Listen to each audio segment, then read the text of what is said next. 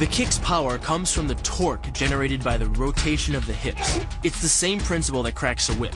Turning the hips just a few degrees forces the foot to travel a much greater distance and creates a lot of speed as it does. The longer the leg and quicker the rotation, the faster the kick. And unlike karate, Muay Thai fighters are also taught to strike with the hard bone of the shin.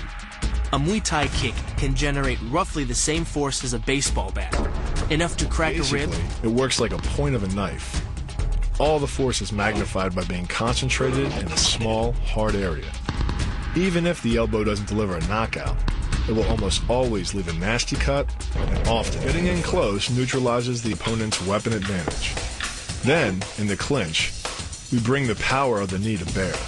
Unlike the kick, which relies on rotation to create power, the knee gets its power from leverage. Pulling our opponent down as we drive the knee up can deliver up to 2.5 tons of force, enough to lift a car. It's not the arms, but the legs that drive this.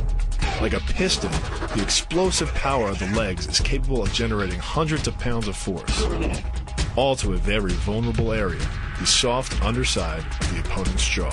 Like the Hanuman move, the flying knee relies on the explosive power of the legs. But rather than spread the power of our blow over two fists, it concentrates it into the spear point of the knee and combines it with the force of gravity. It's the equivalent of hitting our opponent in the chest with a sledgehammer. Collage works on a concept called the couple. Basically, it's two levers linked at a single fulcrum, the elbow lock. And it doubles the foot-pounds of torque you can generate when compared to a single-arm lock. There's more than enough force to flip an opponent to the mat or dislocate his elbow. By using the twisting motion of the torso to drive the strike, the business end of the hardwood fighting stick can quickly accelerate to more than 25 miles per hour. On contact with the skull, the energy is enough to cause a depressed fracture. It's the same injury-producing force as being hit in the temple by a hammer. Mali relies on something called a flexion moment imparted to the neck to do damage. An average man's neck can withstand about a 140 foot-pound flexion moment. Beyond that, soft tissue and even vertebrae can be crushed. By bringing your weight down fast, this move could easily deliver twice that amount of force. And it wouldn't just end a fight. It could leave your opponent paralyzed or dead. Close, the opponent's neck is exposed. But because of the close range, the hand doesn't generate a huge amount of force.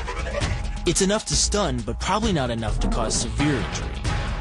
But replace the hand with a weapon, a stick or a knife, as you would in combat, and this could become a kill shot. The kick's power comes from the snap of the knee. The snap is created when the quadricep, the largest muscle in the body, contracts and pulls the tendon connecting to the foot over the knee. Using the knee as a pulley, the strength of the quad is enough to accelerate your foot to speeds close to 30 miles per hour. Because the area of impact is focused on a small part of the foot, it magnifies the force of the blow, making it capable of dropping 1,000 pounds of force on your head. It's like getting whacked in the head with a Louisville Slugger. It works by taking the opponent's blow at an angle, which deflects the energy of the blow away from the vulnerable torso. The harder you block, the further his blow will be deflected, and the more open he'll be to a counter-strike. Rotating your fist 180 degrees right before it strikes the intended target. The twisting snap of the arm maximizes the speed of the punch and magnifies the force of the blow by concentrating the impact on the first two knuckles of your hand. Done correctly, it can deliver as much energy as a bowling ball dropped from the top of a house, more than enough to cause soft tissue damage or break a rib. Because it swings through such a wide arc, the wrist is moving at speeds of up to 43 miles per hour. And since the radius doesn't deflect or compress nearly as much as a fist, it can deliver a staggering blow, like being hit with an axe handle. This roundhouse kick is designed for maximum impact. With the powerful muscles of the thigh yanking the tendon over the knee, the foot accelerates from 0 to 21 miles per hour in just 1/3 of a second. Combine that with the reinforced shoe, and this kick can drive the nose bone back up into the brain. It's aimed at the largest gland in the human body, the liver. A direct hit won't just bring an opponent down. It can rupture the gland, causing severe internal bleeding. But the liver is well protected by the rib cage, so the kick must be accurate to within half an inch. In this move, the forward propulsion of the hips